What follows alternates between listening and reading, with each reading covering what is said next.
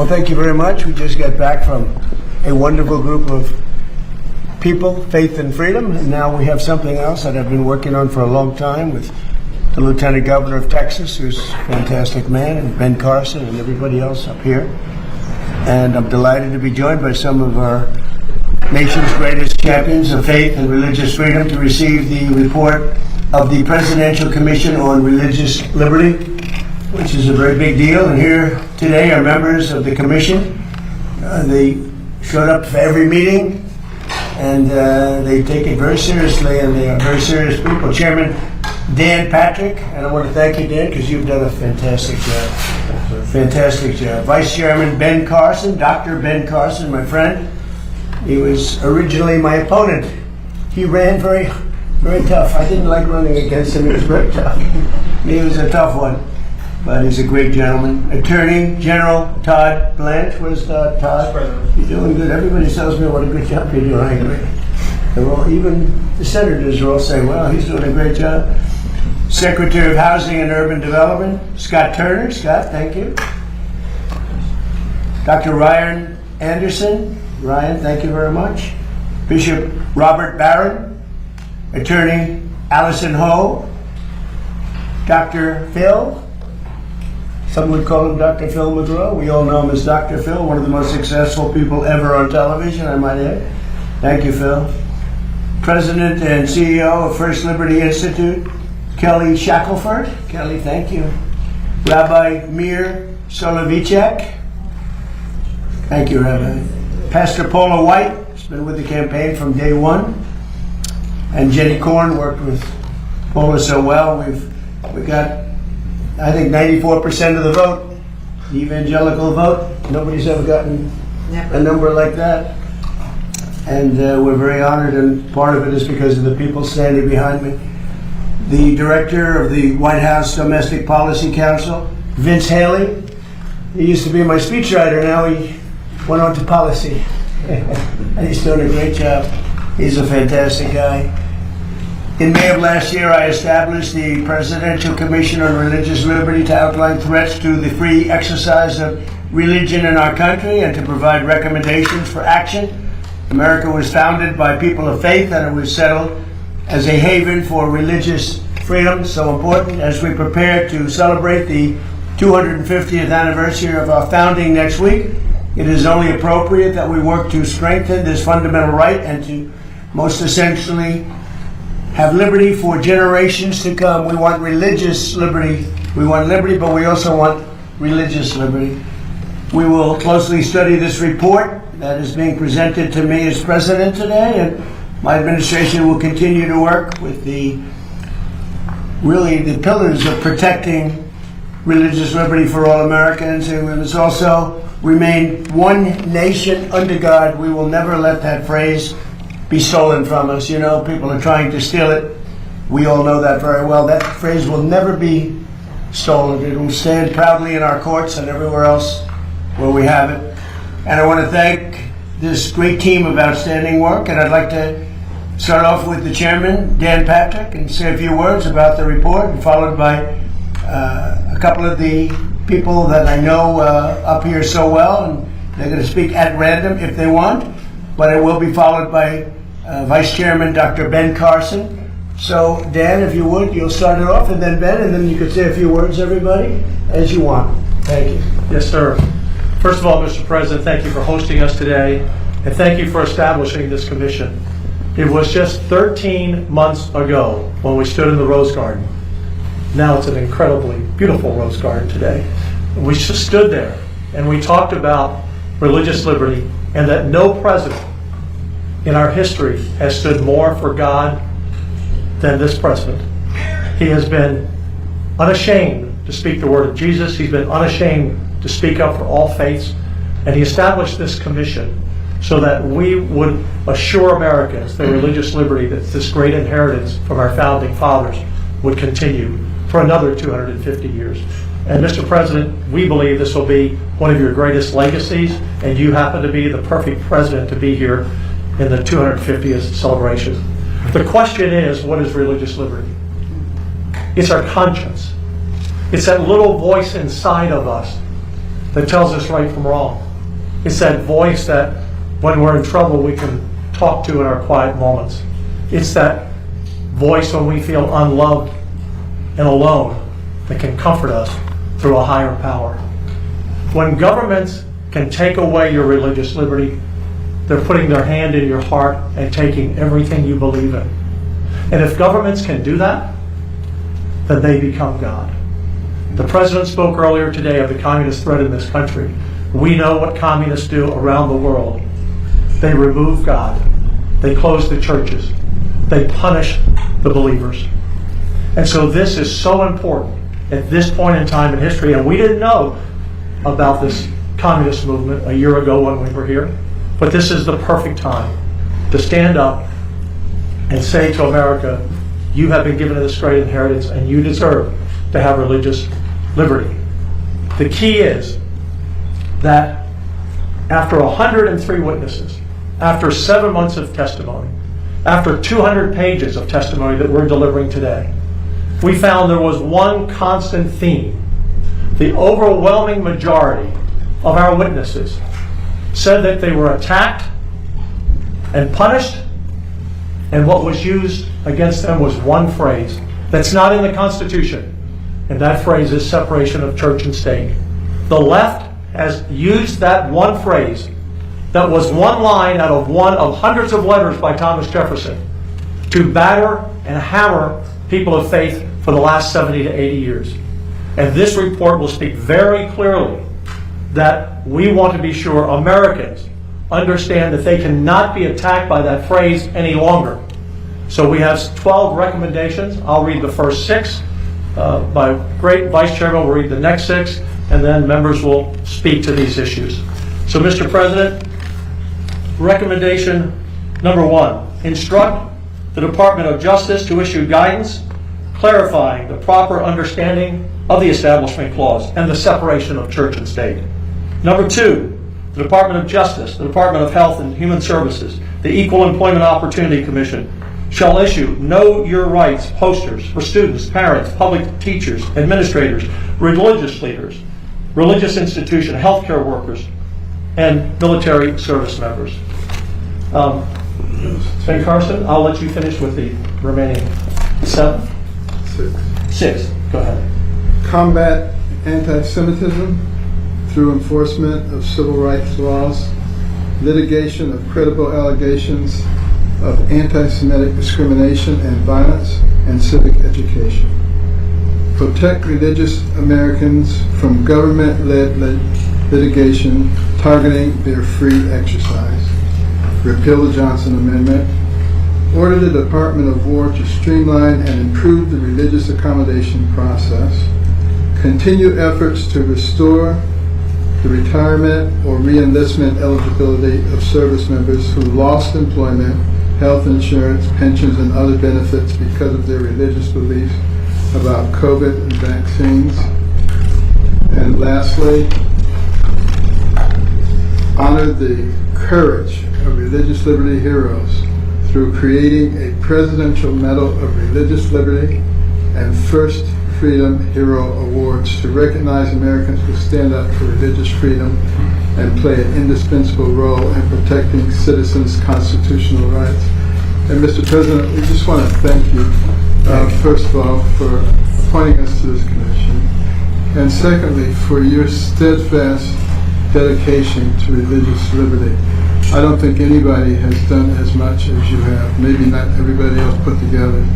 And some people in the beginning thought it was just fake, it was just politics, but you've been steadfast throughout the whole thing. And it's a big part of America. Our founding document says that our rights come from our Creator and not from government. And people who try to divorce us from that heritage, do they realize that that's in our founding document? Do they realize that our Pledge of Allegiance says we are one nation under God? Do they realize that many courtrooms in the land on the wall it says in God we trust? That every coin in their pocket, every bill in their wallet says in God we trust? So if it's in all those places, but we're not supposed to talk about it, maybe we need to see a psychiatrist. Thank you. Other members? Would anybody like to say anything? Anybody? Dr. Phil? Mr. President, I want to underline that this wasn't a performative commission. I remember walking in there, the Attorney General's there, I walk in the next one, the President of the United States is there, seeing what's going on with the commission, and what stuck out at me, for me, is how many Americans showed up saying that they were persecuted in healthcare, military, education, different walks of life for living their faith and standing up for their faith. It's not just the liberty to choose which house of worship they want. It's actually getting into their daily life, and they're being persecuted in their jobs, in their professions. And that's where the fight for liberty is actually showing up. And they're having the courage to come and talk about that. They can't show a cross on their desk at school. They can't refuse a vaccine because it's against their religion. And they're having the courage to stand up for that, and President Trump is backing them all the way. And this commission is making it all transparent. And I'm just very honored to have been part of that. Thank you very much, Phil. Appreciate your support. You're a great gentleman. Thank you. Anybody? Yep. Mr. President, just thank you for creating this commission. As we celebrate the 250th, we're reminded that we're created equal, we're endowed by our Creator with inalienable rights, that the right to religious freedom for the founders is because of duties to the Creator. What we heard over and over during our commission hearings were people who thought that the Creator should be banished from the public square, that the Establishment Clause meant that religion had to be kept in a closet. We saw over and over again students being told they can form a club, but not if it's a religious club. They can speak at commencement, but not if they mention God. Parents can get vouchers, but not if they use it at a religious school. Over and over again, double standards where religious Americans were victimized. And then we saw unjust ideologies, particularly trans ideology, where parents were told we're going to secretly transition your kids. Medical doctors were told if you blow the whistle on this, we're going to harass you, over and over again. The recommendation that I really want to encourage you to make prominent is the last one that Dr. Carson read. Who a community celebrates shows what a community values. And we should be celebrating the heroes of religious liberty. Over and over again, we saw men and women who were victimized, and then they fought back, and they won. And we should celebrate those heroes. Thank you very much. Thank you. Mr. President, I'll just add first how grateful I am for the privilege of serving on this commission and for being given the opportunity to work for the religious liberty of all Americans. Dr. Carson, as part of the recommendations of this commission, mentioned fighting against anti-Semitism, fighting against Jew hatred. And of course, your administration has been so incredible in the way that it's worked on this issue. I'll be heading back now for Shabbat to New York. As you know, the Jewish community there faces a lot of threats, and it's a scary time in New York right now. Serious threats. Very serious threats, as you mentioned in your speech today. And I, for one, am profoundly grateful for your leadership on this matter and the incredible leadership of the Justice Department on this matter and of the entire administration. Thank you. Thank you Very much. Thank you very much. I appreciate it. This is the report, and it was just presented to me by the group. Beautiful. And you'll all get a copy of this during the day. And you'll see it's quite a report. A lot of very important things in this report having to do with religion and actually some other topics also. It's very important. Paula, do you want to speak for Bishop Barron? I want to say thank you, President Trump. You are the greatest champion of faith, and these were not just superficial woundings that we heard against people of faith. They were egregious acts that were very difficult to even listen to, that you would think wouldn't happen in a country like ours, but they did to 4-year-olds, 6-year-olds, little children, to moms, dads, communities, the rejection, the pain, the trauma that was caused simply because of faith.